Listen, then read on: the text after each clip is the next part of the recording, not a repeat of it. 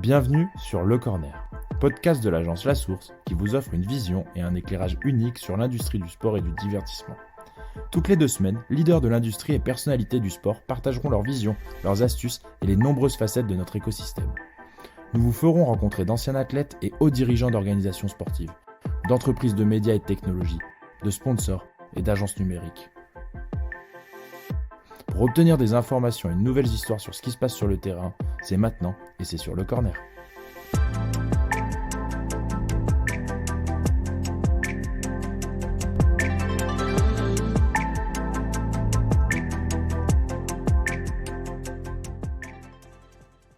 Combini Boy, c'est comme ça que Amir Benjabala se décrit sur LinkedIn. Salut Amir, comment vas-tu ? Salut David, ça va et toi ? Aujourd'hui, on est super content de recevoir Arnaud. Salut Arnaud. Salut Sam, comment vas-tu ? Écoute, ça va très bien et toi ? La forme, un petit passage en France, tout va bien. Aujourd'hui, on est ravis d'accueillir Maxime Orbez, vice-président e-sport chez Jelly Smack. Salut Maxime. Salut Samuel, comment ça va ? Écoute, ça va très bien et toi ? Écoute, la forme. Parce que Kevin Jeffries, j'ai 33 ans, c'est ma 3e saison comme data analyst à l'OGC Nice. Aujourd'hui, j'ai le grand plaisir d'accueillir Marc-Angelo Souma. Salut Marc-Angelo, comment vas-tu ? Ça va bien, bonjour à tous. Bonjour à toutes et tous, Hugo et Charles, les cofondateurs de Skill Corner. Bonjour messieurs, comment allez-vous ? Très bien, bonjour. Ouais, bonjour, super. Aujourd'hui, on a le plaisir de recevoir Benjamin. Salut Benjamin. Bonjour Samuel, et merci pour ton invitation. Avec ta connaissance du marché, toi, qu'est-ce que tu vois comme gros trend à venir dans les 5 prochaines années ? Qu'est-ce qui va vraiment changer sans nécessairement devoir aller dans les sujets... et c'est toi qui choisis, mais l'idée, c'est pas nécessairement de parler que du metaverse et de NFT, etc. Même si c'est quand même une tendance qui naturellement nous intéresse tous. Mais ouais, réalistiquement, pour l'audience plus large, quels sont les gros sujets que tu vois venir, toi, dans l'industrie du sport pour les 5 prochaines années ?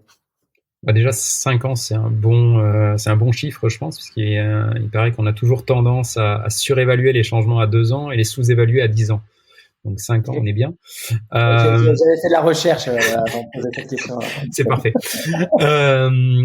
Alors écoute, NFT, on va l'évacuer maintenant. Oui, évidemment, je pense que c'est quelque chose qui va continuer à se développer. Moi, je suis quand même toujours un peu intrigué par les chiffres évoqués à l'heure actuelle, quand même. Après, bulle ou pas bulle, je sais pas. Mais en tout cas, c'est clair qu'il y a quelque chose. Après... mettre un JPEG avec un logo qui tournoie, une petite vidéo derrière et le vendre X aux enchères, je pense que ça va pas vraiment révolutionner le marché. Ça va peut-être un peu aider certains clubs ou certaines ligues à avoir des revenus additionnels. Mais par contre, je pense qu'il y a des concepts qui sont en train d'émerger qui sont beaucoup plus intéressants en termes d'engagement. Ce que vient juste de faire là la nuit dernière, où il y a 2 nuits, l'Australian Open par exemple, avec leur projet de NFT qui est, en fait, ils ont découpé le cours virtuellement. Et assigner en fait chaque portion du cours à un NFT, et en fonction de là où la balle va tomber, ça déclenchera quelque part le NFT. Donc il y a un lien entre le digital et le physique qui est super intéressant. Et voilà, pour moi c'est ce genre de choses qui sont qui devraient se développer. En tout cas, je l'espère, parce que encore une fois, je trouve que ça sera beaucoup plus intéressant pour tout le monde. Ouais. Et puis d'ailleurs, l'association, dans ce cas présent, l'association d'un NFT avec un objet physique aussi donne d'autant plus de valeur potentiellement à ce NFT, parce que quand même le côté récupérer la balle ensuite, si c'est toi qui remporte ce NFT, effectivement, là, tu as en plus de ça un objet physique qui reste très concret. Ouais. Exactement. Et donc, ça permet aussi de sortir de la cible actuelle, ou en tout cas des clients actuels des NFT, qui sont souvent plus jeunes ou très nerds, en tout cas, qui eux sont habitués à acheter en effet des produits digitaux sur Fortnite ou autre. Et là, avoir en effet ce pendant physique, je pense que ça permettra à cette initiative ou à d'autres dans le même genre de justement sauter le pas et devenir beaucoup plus mainstream. Ouais. Grand public. Et peut-être sur de l'innovation plus plus simple parce que l'innovation finalement ça n'a pas besoin non plus d'être une technologie. Enfin, et je peux d'autant plus le dire venant de la réalité virtuelle qui était un sujet très à la mode en 2015 et puis qui a énormément ralenti quand même depuis. Ça n'a pas forcément besoin d'être très tech. Moi, par exemple, je crois beaucoup au user-generated content naturellement et sur le côté participation de l'audience. C'est d'ailleurs pour ça qu'on choisit des organisations comme Live Like et Greenfly. Qu'est-ce que tu en penses, toi, du user-generated content d'une manière générale, de faire en sorte que ton audience participe de plus en plus? C'est l'une des tendances, hein, c'est évident. Je pense que ça se développe et ça va continuer à se développer parce que chacun a on va dire ce produit dans sa main avec un téléphone portable qui lui permet de toute façon d'être émetteur et pas seulement récepteur. Et donc je vois pas comment en tout cas des démocraties cette tendance pourrait s'éteindre, hein, tout simplement. Donc c'est en train de se développer depuis un certain nombre d'années maintenant. On pourra pas remettre le génie dans la bouteille, et je pense qu'il y a aucune raison de le remettre dans la bouteille de toute façon, parce que c'est quelque chose d'extrêmement intéressant, une nouvelle façon aussi d'interagir pour les ligues, d'avoir du contenu qui peut être de qualité, pour aussi encore une fois faire vivre la marque. Ouais, et puis les gens veulent participer au débat, et j'avais quand même une conversation avec un broadcaster intéressant à ce niveau-là, c'est que maintenant tout le monde a énormément de données et un potentiel de connaissances super important, là où il y a 20 ans c'était pas forcément le cas, et où l'opinion du grand public c'était effectivement le public était là plutôt pour recevoir les informations que de contribuer à l'information d'une manière générale. Aujourd'hui on est super content de recevoir Arnaud. Salut Arnaud. Salut Sam, comment vas-tu? Écoute, ça va très bien, et toi? La forme, un petit passage en France, tout va bien. On avait créé des Sport Innovation Summit sur le marché mexicain, qui étaient des congrès d'innovation sur le sport. Et puis, les speakers internationaux qui venaient, qui étaient quand même qui sont des belles personnalités, des très performants dans ce qu'ils font. Ils nous ont dit, c'est pas mal ton petit truc. Pourquoi tu l'internationalises pas? Et donc voilà. Donc on a fait 5 au Mexique, on a fait 2 à Paris, 1 à Tokyo.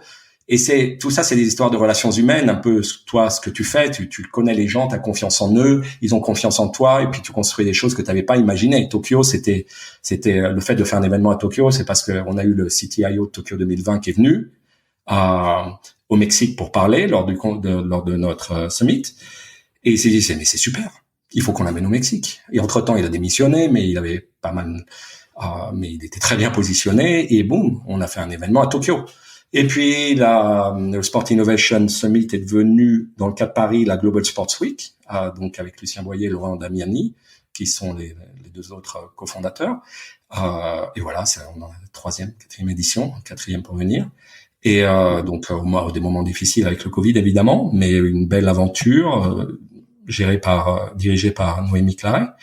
Et ça continue. Moi, je suis plus actionnaire, mais je suis toujours cofondateur, évidemment, et je soutiens l'événement qui est une très belle vision et vocation. Et puis, j'ai créé Sport Innovation Society, un peu à la suite des summits, qui est l'activité plus conseil et innovation, que je dirige moi, où on accompagne différentes organisations sportives internationales et nationales, sur leurs problèmes, sur leur stratégie et sur leurs problématiques d'innovation. Donc, beaucoup plus intellectuel, moins opérationnel. Donc on est moins dans l'inspiration qui fait que quand tu fais un événement et que tu vois le public et les athlètes foutent bonheur, c'est juste du bonheur, quoi. Là t'es plus sur de la prospective, du moyen long terme, de l'intangible. Donc c'est complètement différent, mais c'est aussi très important parce que tu vois, avec le temps c'est hyper bizarre, mais autant quand j'étais jeune et que je bossais en agence, je pense qu'on snobait énormément les organisations sportives, les fédérations et autres, en se disant c'est des nuls, c'est ringard, etc. Alors qu'en fait, c'est eux qui dirigent le sport, c'est eux qui font le sport. Nous, on est juste là pour aider, faire et apporter un peu une pierre à l'édifice.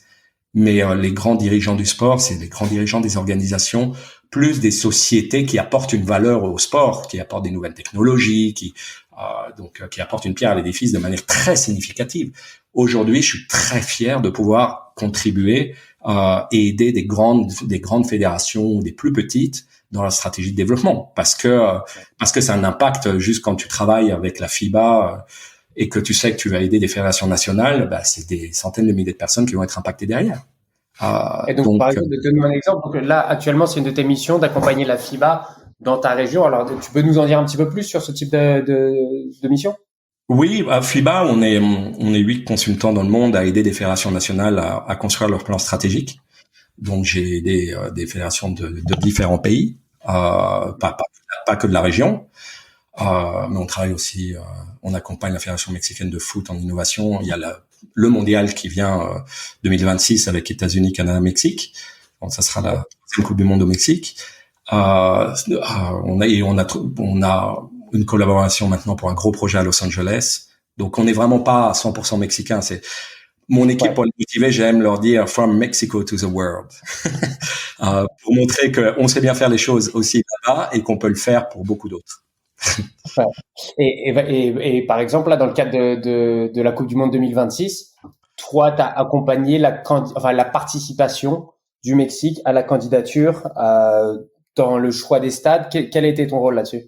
En l'occurrence, j'ai pas eu de rôle. Ça aurait été très sympa par ailleurs, mais j'ai pas eu de rôle sur cette partie-là. Mais ça fait plus de 2 ans que je travaille avec la Fédération mexicaine sur la stratégie d'innovation.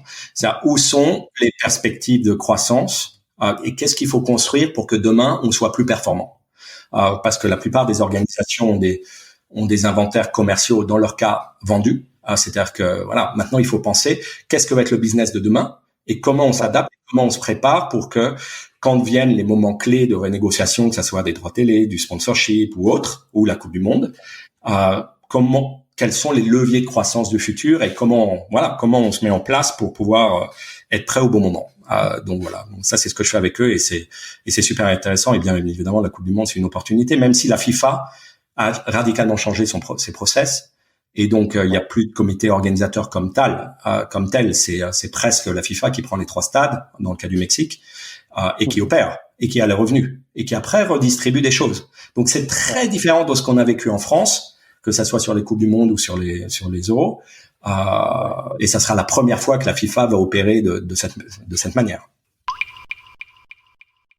Ça fonctionne comment, du coup, l'organisation d'un Grand Prix en France? C'est quoi les différentes étapes? Et toi, c'est quoi, du coup, ton quotidien là-dedans?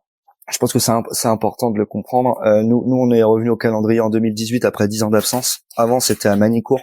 Là, c'est au circuit Paul Ricard, au Castellet, à côté de Marseille. Et en fait, c'est revenu sous l'impulsion de personnalités politiques de la région et qui sont nos financeurs aussi et qui ont monté ce projet-là et qui eux passionnés mais aussi voyant une opportunité de créer des retombées économiques pour le territoire et un rayonnement médiatique pour le territoire, c'est dit, il faut qu'on fasse revenir le Grand Prix en France. Donc il revient en 2018. On est un GIP.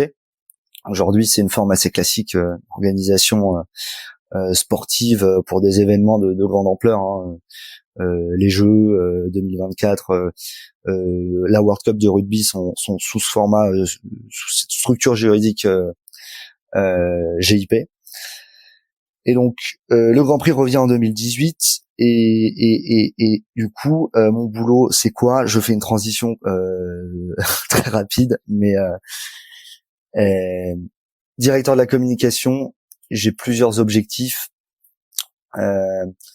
Moi déjà, je suis arrivé après une année compliquée 2018 où il y avait des bouchons, il y a eu beaucoup de bouchons. Je sais pas si. Ouais.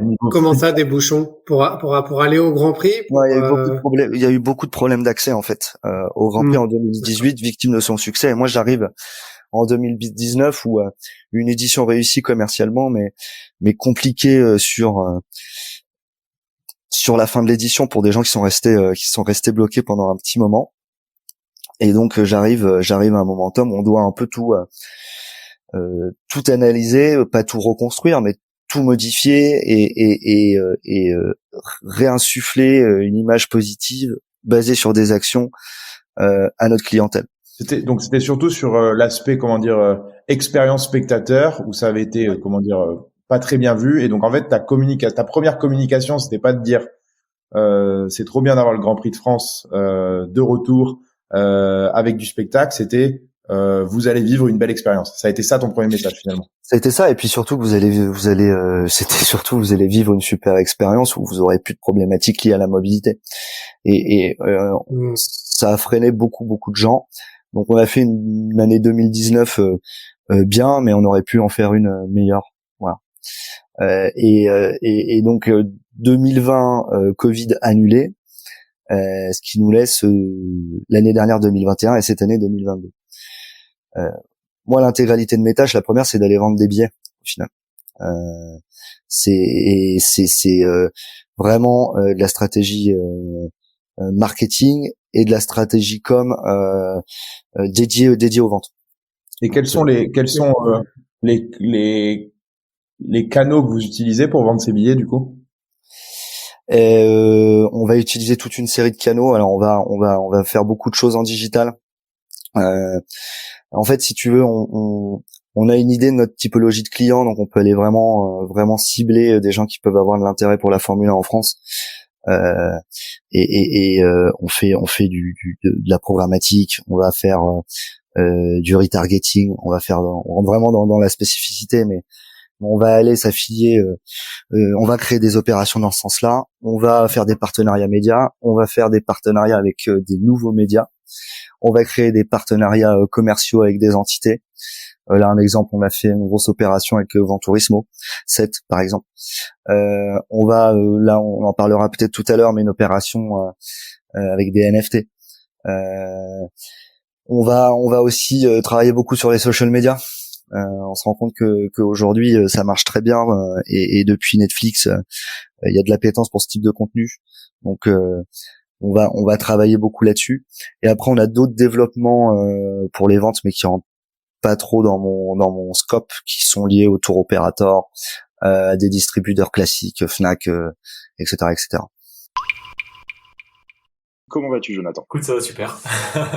Du fait de toutes ces expériences qui sont nécessaires pour, mieux intégrer le fan dans l'expérience, est-ce que la FFR, est-ce que les partenaires vous demandent d'être beaucoup plus impliqués, que ça soit sur le fait de partager du contenu, le fait d'être beaucoup plus disponible pour de l'interview? Je sais pas, j'évoque certains exemples, mais est-ce que du coup, toi, tu le ressens aussi dans ton activité? Alors je le ressens. Après voilà, la clé c'est vraiment de réussir à cadrer l'approche, et je crois que nous en tout cas au Rugby Asset, c'est ce qui est en train d'être fait avec des personnes qui vont nous accompagner sur cette parce qu'en fait finalement faut imaginer que nous toute la journée on pense surtout à la performance, et c'est ça notre objectif final, et quelque part il faut faire en sorte que ces sollicitations là ne viennent pas trop, entre guillemets, je dirais, non plus, même si on doit le partager, hein, mais interférer sur le résultat. Ouais, voilà, notre objectif final, il est de gagner des titres, de donner une valeur encore plus forte au maillot qu'on porte, et derrière les fans nous demanderont et voudront encore plus d'interaction avec nous, et ça sera super. Mais encore une fois, ces interactions là, voilà, il faut qu'elles soient bien cadrées pour pas nous distraire de notre objectif principal. Et aujourd'hui, nous en tout cas au Rugby Assets, c'est un travail qui est fait, qui est en train d'être fait, qui correspond aussi, je pense, à la montée en popularité du Rugby Assets, plus de visibilité, plus de demandes d'interaction. Donc ouais, moi aujourd'hui, je vois le travail qui est en train d'être fait. Je sais pas si on est à un niveau de maturité peut-être comme celui du 15 de France, mais c'est normal, hein. Plus on va gagner des titres, plus on va être visible, plus on va nous demander, et derrière il faudra gérer ces demandes. Mais voilà, c'est ce qui arrive progressivement, et clairement la Fédé met en place avec des ressources humaines, hein, tout simplement, une attachée de presse ou quelqu'un en charge de cette relation-là avec les communautés pour voilà, encore une fois cadrer la relation. Salut Kevin, comment vas-tu? Salut David, ça va et toi? Du coup, quand tu fais du scouting, tu as parlé du mercato d'hiver, donc tu vas intervenir sur l'équipe première, tu vas intervenir sur les équipes jeunes. Donc ça veut dire qu'en fait, il y a un projet, on va dire commun, on va dire sur toutes les équipes, de volonté de production de jeux, etc. Toi, ces données te sont partagées, tu les digères. et après tu essaies de trouver les profils qui vont correspondre à cette volonté de jeu des U10 à l'équipe première.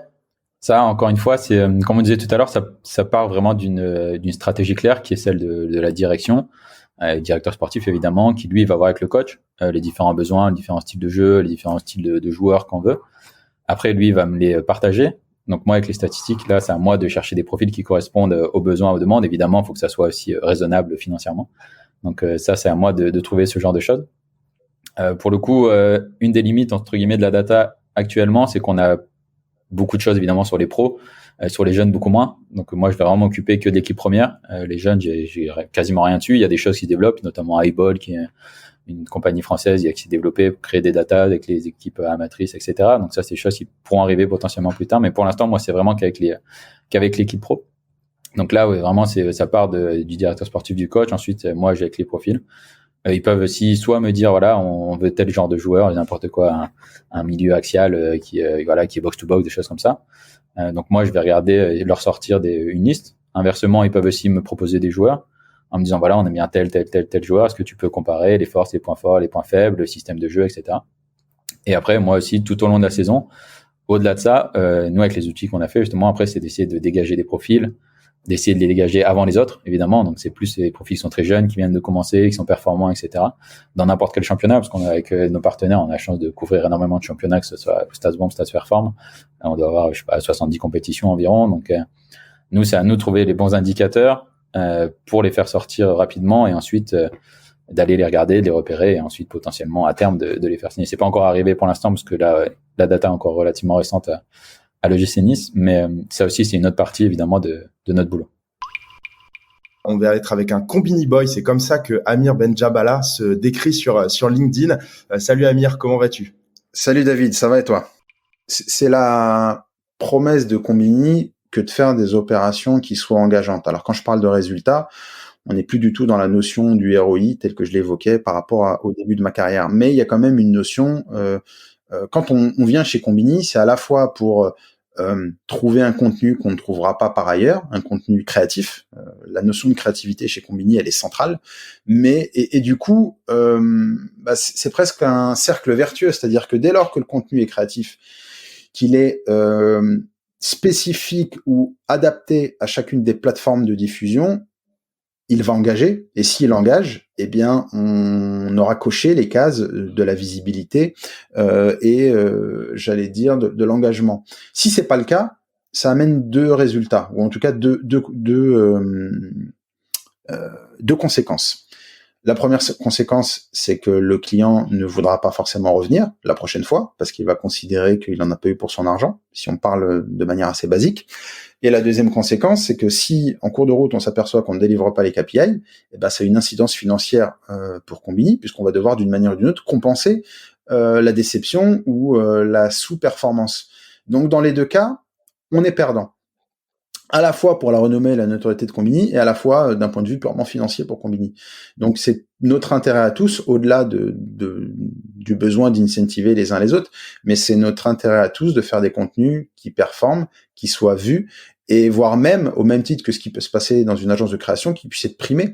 On essaye de faire des campagnes un peu atypiques qui puissent, à un moment donné, être des vitrines pour nous.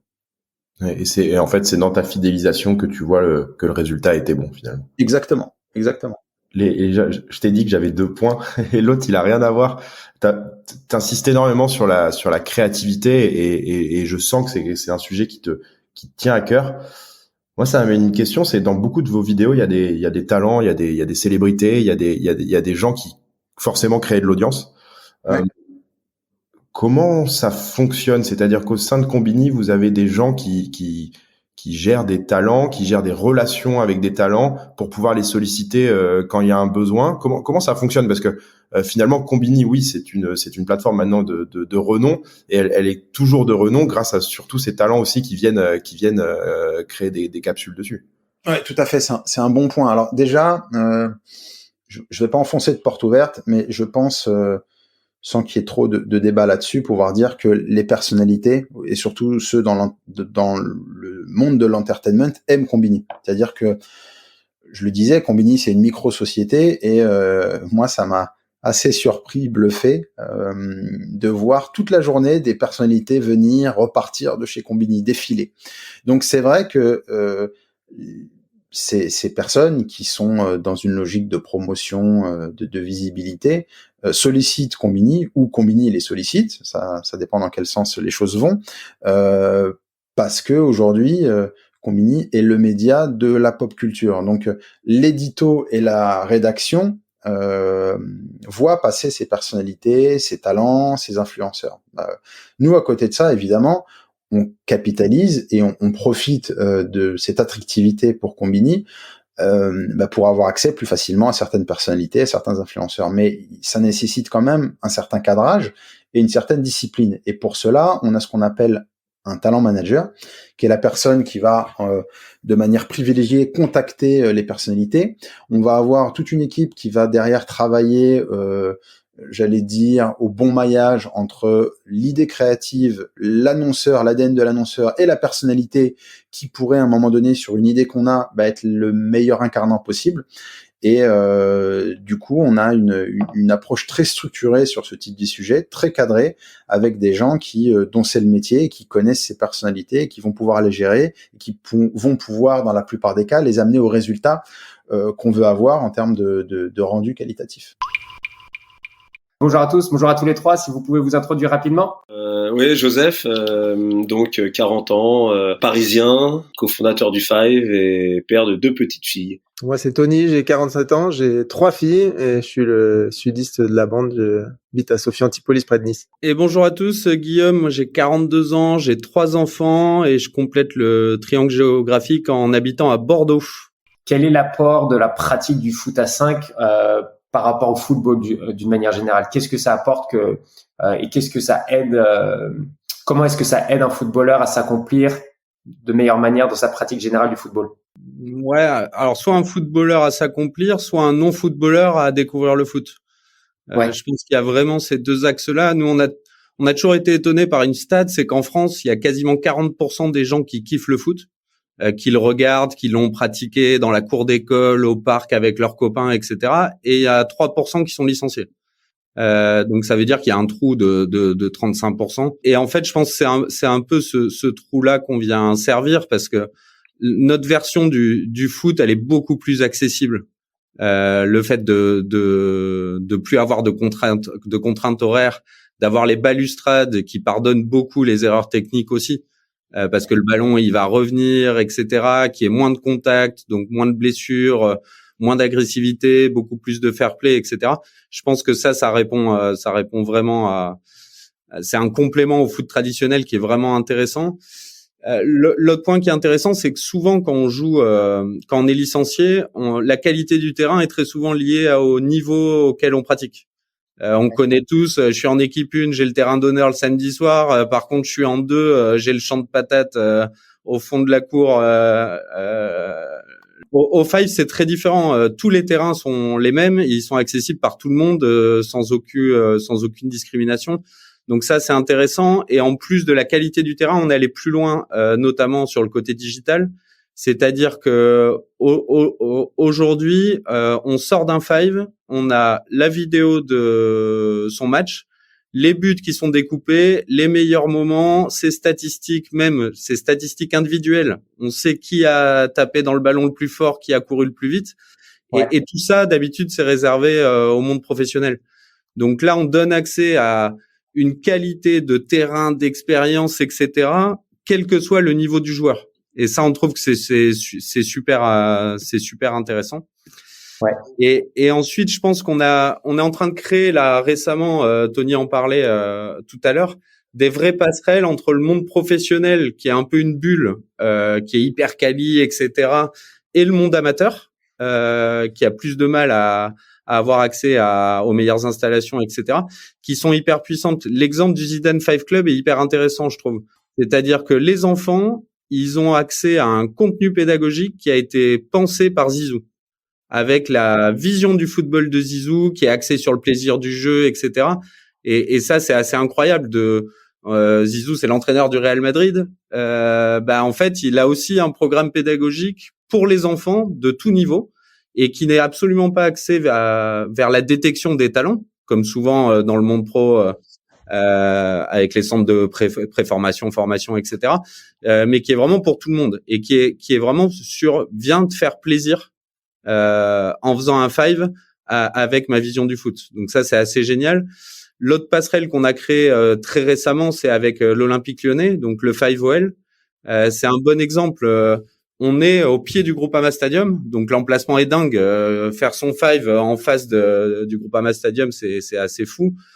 Du coup, nos joueurs, qui sont des joueurs loisirs, ils croisent régulièrement les pros. Sur un anniversaire, ils vont faire une visite du stade avec la mascotte, le musée, etc. Entre la partie de 5 et le goûter.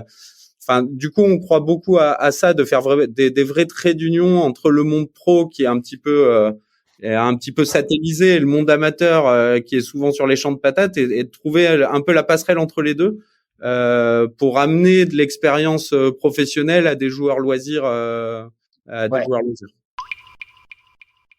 Aujourd'hui, j'ai le grand plaisir d'accueillir Marc-Angelo Souma. Salut Marc-Angelo, comment vas-tu? Ça va bien, bonjour à tous. Il y a vraiment de gros déséquilibres en Europe par rapport au développement du football américain. Tu prends l'Allemagne, tu prends la France, ça n'a rien à voir. Tu prends l'Autriche, tu prends la France, ça n'a rien à voir. Mais c'est aussi parce que il y a moins de concurrence et plus d'opportunités dans ces pays-là par rapport au sport de grand terrain. Et à côté, c'est aussi parce que eux, ils ont une culture sportive qui est plus tournée vers le développement, vers le business que nous. Voilà. Et là-dessus, nous, si on prend pas le tournant de la prise en compte des modèles économiques et du professionnalisme. Alors, quand je dis professionnalisme, c'est plus dans la manière de gérer que vraiment le pur professionnalisme. Faut comprendre, un club de football américain, tu le montes pas comme ça avec ouais, on a 15 gars qui veulent jouer et c'est parti.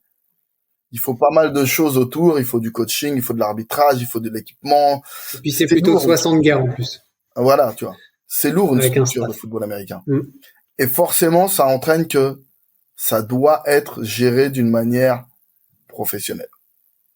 Mais du coup, ça veut dire que au-delà de la culture qu'il peut y avoir en Allemagne, en Autriche, et d'ailleurs j'ai découvert ça avec Pierre dans le podcast qui m'expliquait avec les bases militaires américaines, il y avait plus cette culture-là de base, mais c'est que en France, on reste encore sur une pratique plutôt amateur ou entre guillemets dans une logique type sport fédéral, alors que de l'autre côté, enfin outre-Rhin, en Allemagne ou Autriche même, c'est plus un côté c'est type closed league à l'américaine où c'est vraiment une entreprise pure et ça va tout droit quoi. Ah oui, et oui.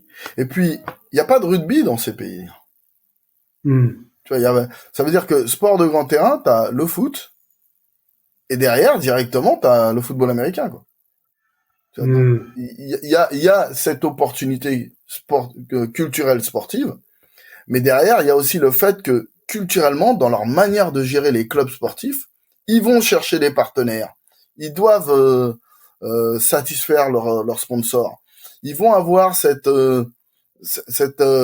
habitude de lever de fonds pour juste financer une pratique sportive, que ce soit amateur ou pas. Tu vois. Nous, on est beaucoup sur la subvention, l'école, la mairie et tout ça, ce qui est bien. Hein. Mais à un moment, la mairie, elle a pas forcément les sous. 2, la mairie, elle a des objectifs aussi, donc elle va te dire partage mes objectifs, qui sont pas forcément des objectifs de pratique pure. Profession, ouais. Voilà. Et 3, il faut trouver des fonds pour un sport qui demande beaucoup d'organisation. Forcément, si on n'a pas cette culture-là, eh ben on se retrouve à vivoter. Mais les autres avancent à côté. Salut Motassem. Salut.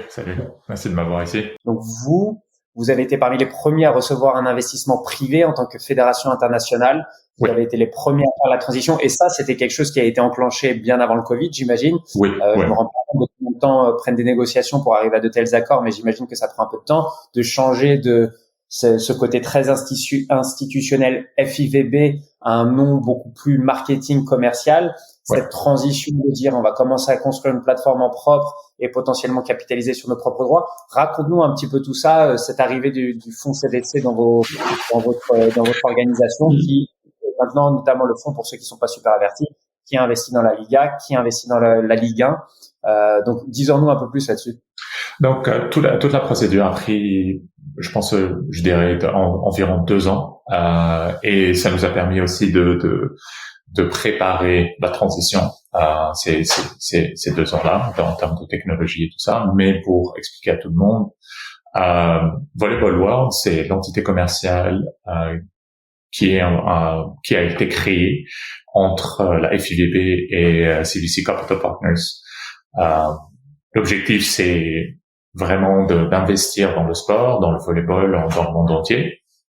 Et comment on fait ça, c'est de créer un écosystème pour intégrer toutes les parties qui sont affiliées au volleyball, que ça soit un fan, un athlète, un partenaire, une fédération, une ligue, dans un seul écosystème. Sachant que le volleyball est un des sports les plus pratiqués au monde. D'après Nielsen, il y a environ 800 millions de fans à travers le monde qui participent au volley. Donc l'idée, c'était de créer un grand écosystème qu'on peut non seulement mettre les événements de la fédération, mais aussi agréger les ligues et mettre tout dans un seul écosystème, que ça soit digital, mais aussi commercial. Ouais.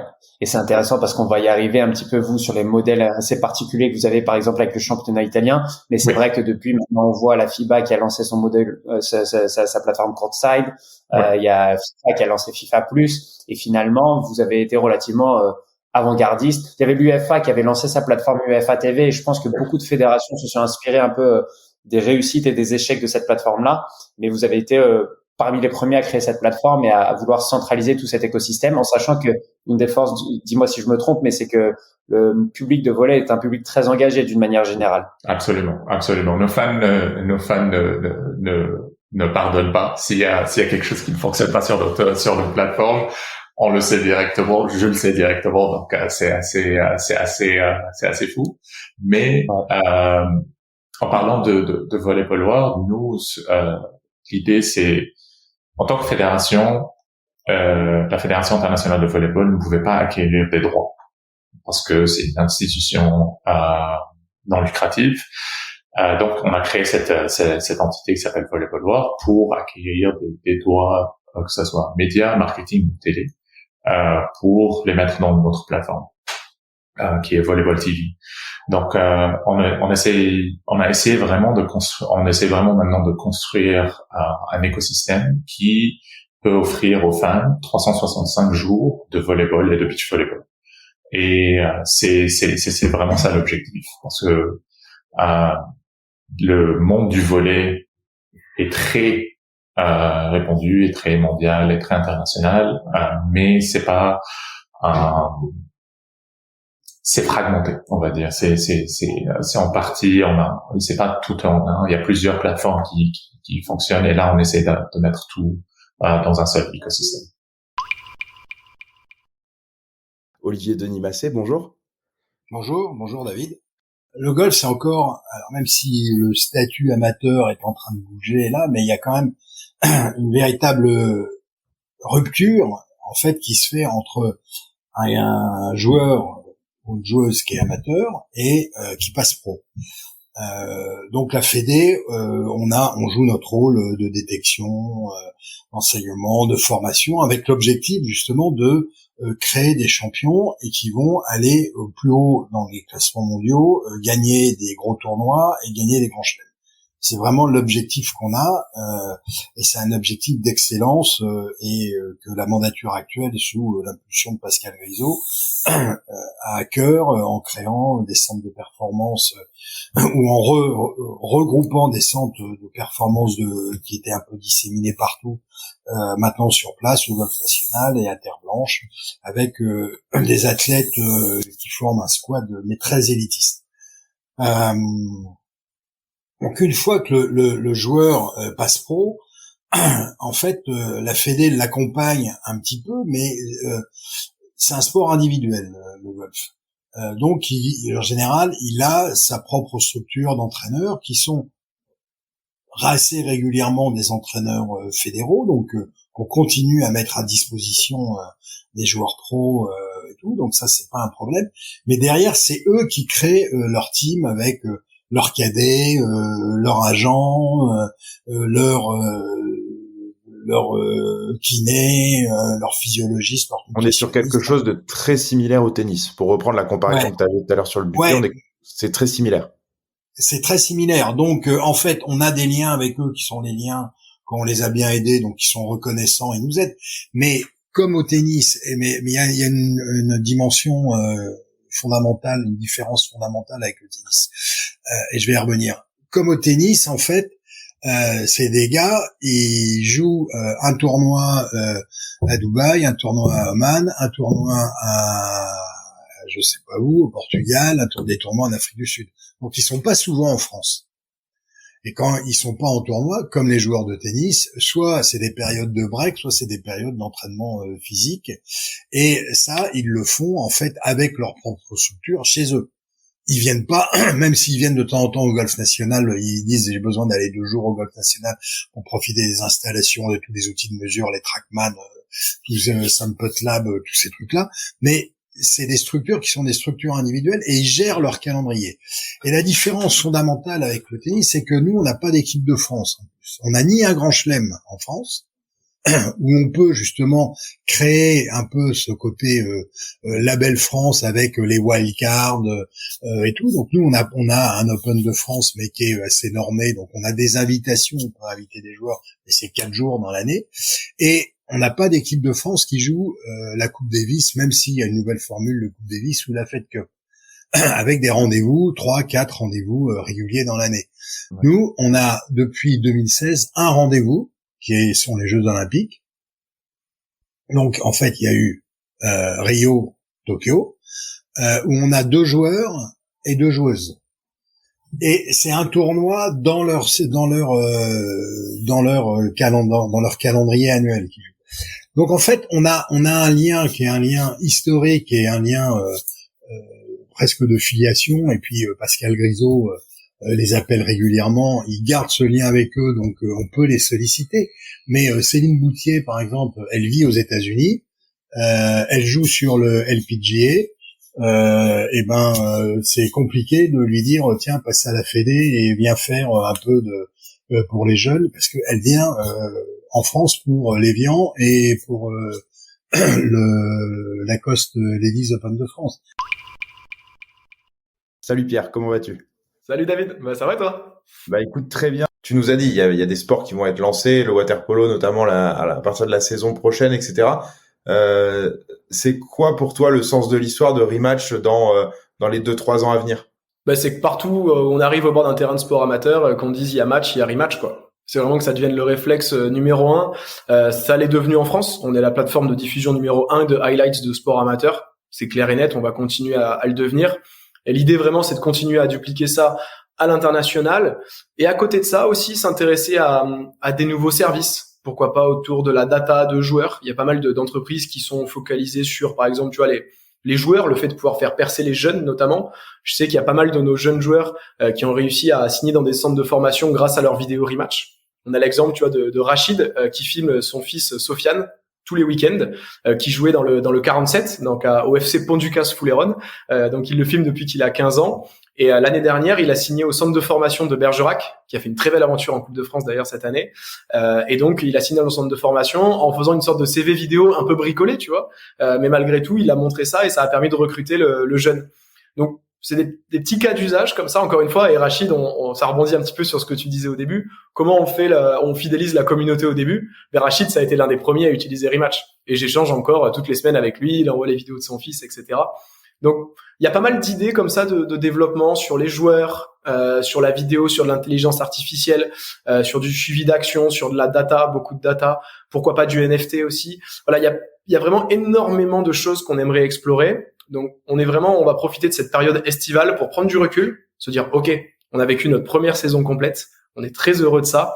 et vraiment faire des choix stratégiques sur ok, rematch, on peut faire quoi? On peut faire plein de choses. En plus, dès qu'on rencontre des gens, on nous dit qu'on peut faire plein de choses, mais il va falloir qu'on fasse des choix stratégiques parce qu'on n'est pas Google, on n'est pas Facebook, on peut pas tout développer en même temps, mais en même temps, ça va être des réflexions hyper intéressantes. T'as dit que t'étais la plateforme numéro 1 en France pour le sport amateur. C'est combien de vidéos rematch à peu près par... On aurait peut-être dû commencer d'ailleurs le podcast par ça, on va le finir par... J'avoue. On a battu notre record la semaine dernière, donc c'est à peu près entre 30 et 40 000 vidéos par week-end. Donc j'avoue que c'est... Moi, j'en reviens pas, hein, quand je me rappelle qu'en 2018, il y en avait 5. C'était nous qui les filmions. Donc c'est assez impressionnant, et surtout ce qui est génial, c'est qu'on a créé un maillage national où on est présent non pas qu'en Gironde et en Nouvelle-Aquitaine, mais qu'on est présent partout en France. Bonjour à toutes et tous, bienvenue sur un nouvel épisode du Corner avec Hugo et Charles, les cofondateurs de Skill Corner. Bonjour messieurs, comment allez-vous? Très bien, bonjour. Ouais, bonjour, super. On signe Liverpool en octobre 19. Et donc à ce moment-là, on se dit, ça nous apporte énormément de visibilité dès qu'on signe Liverpool, évidemment. Et on se dit, on galère un peu à scaler la partie fan engagement. Est-ce qu'il n'y a pas un pivot à faire sur les clubs? Et le Covid, donc on était déjà dans cette démarche-là. Et le Covid arrive, donc le live s'arrête, donc les revenus betting s'arrêtent. Et par contre, les clubs, finalement, ils avaient plus aucun match, mais du coup, les analystes avaient pas mal de temps de libre, et du coup, ça nous a laissé l'opportunité de rencontrer énormément d'analystes, en visio évidemment, dans plein de clubs différents, et finalement, les analystes, eux, savaient bien que le foot allait recommencer assez rapidement. Ils avaient un vrai incentive à bosser et à développer le futur. Et donc, pour nous, le timing pouvait pas être beaucoup mieux, et dès la sortie du Covid, on a signé 3, 4, 5 nouveaux clubs, et c'est vraiment à ce moment-là que c'est parti. C'est parti, quoi. Un truc qui est assez fort, c'est un tweet vous permet de rencontrer une personne qui est quand même assez réputée dans un des plus grands clubs du monde. Donc en termes de lead generation, et pour quelqu'un qui est un peu dans le côté marketing, là, qui peut nous écouter, je pense que Charles, ça a dû être un peu la bouteille de champagne le jour où t'as reçu cet email, ou en tout cas, ou un an plus tard, la confirmation, et de se dire, oh, mais attends, on se dit qu'on va faire du contenu PR marketing en faisant des heatmaps sur Twitter, en se disant qu'on lance des bouteilles à la mer, et derrière, on décroche un contrat avec Alors, des clubs qui est les plus avancés en termes de sports perf. En toute humilité, je rends à César ce qui est à César, parce que moi, Twitter, c'est un truc qui me faisait peur à l'époque, et c'est Hugo qui l'a vu. Okay. Et donc, effectivement, il l'a tout de suite partagé, et là, c'est 10 minutes après, c'était, je vais pas dire réglé, mais on avait répondu, Okay. Et puis, ça part d'un tweet, mais que je n'avais pas vu. Et que je pouvais pas forcément toujours voir, puisque Twitter me fait toujours un peu peur.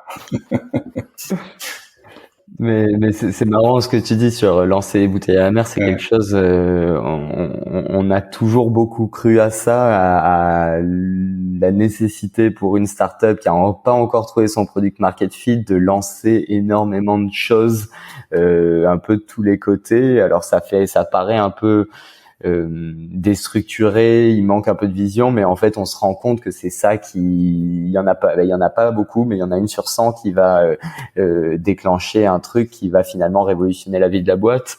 Et maintenant la boîte elle grossit, évidemment on n'est plus du tout dans la même logique. Maintenant on essaie toujours de garder ce truc là et de se dire finalement le prochain levier de croissance il va être amené par un petit truc anodin qu'on va faire on the side. Aujourd'hui, on est ravis d'accueillir Maxime Orbès, vice-président de sport chez Jelly Smack. Salut Maxime. Salut Samuel, comment ça? Bah écoute, ça va très bien et toi? Bah écoute, la forme. La stratégie de Jelly Smack, elle est super simple. En fait, il y a rien de sorcier. À la base, les fondateurs, qui sont du coup Swan Méziel, Robin Saban et Michael Philippe, avaient une vision très claire qui était de se dire, on va driver du trafic sur des sites internet autour de passion grâce à des pages Facebook extrêmement puissantes. On a lancé cette stratégie avec Omegle, on a lancé le site internet, on a fait pareil sur des thématiques beauty, sur des thématiques gaming, sur des thématiques liées aux inventions, donc des thématiques très passion, sur lesquelles on a construit du coup ces sites internet, plus des pages Facebook très costauds. Cette mayonnaise a bien pris, mais en fait au moment où on a commencé à construire les communautés sur Facebook, donc on est en 2016, les gens directement sur la plateforme ont montré un énorme engagement et se montraient en fait nativement sur Facebook, extrêmement présents. Et en fait, on sentait sur le marché qu'il y avait quelque chose de très fort à aller chercher nativement sur la plateforme. Sauf qu'à ce moment-là, Facebook n'est pas du tout une plateforme sur laquelle on peut monétiser correctement, ou alors il faut monétiser via du branded content. En tout cas, il n'y a pas moyen de monétiser directement sur la plateforme, directement entre la plateforme et le média. On fait néanmoins le choix, et ça, il faut dire que c'est une vision que les fondateurs ont eue et un risque qu'ils ont pris, parce que ça aurait pu être un risque pas du tout payant qui aurait mis en danger la société. Ils disent, on va arrêter de créer des articles sur les sites internet, on va créer des vidéos nativement sur Facebook en se disant que à un moment donné, Facebook sera obligé de faire comme YouTube et de monétiser in-stream ces vidéos. Ça y est, vous êtes arrivé à la fin de cet épisode. On espère que vous l'avez apprécié et si c'est le cas, n'hésitez pas à lui donner 5 étoiles sur votre plateforme d'écoute préférée. En attendant, vous pouvez toujours visiter notre site internet www.lasource.io pour en savoir plus sur nos activités ou tout simplement vous abonner à notre newsletter pour recevoir le meilleur de l'actualité, sport et tech chaque mois dans votre boîte mail. Et je vous dis à bientôt pour un nouvel épisode Le Corner. Le Corner.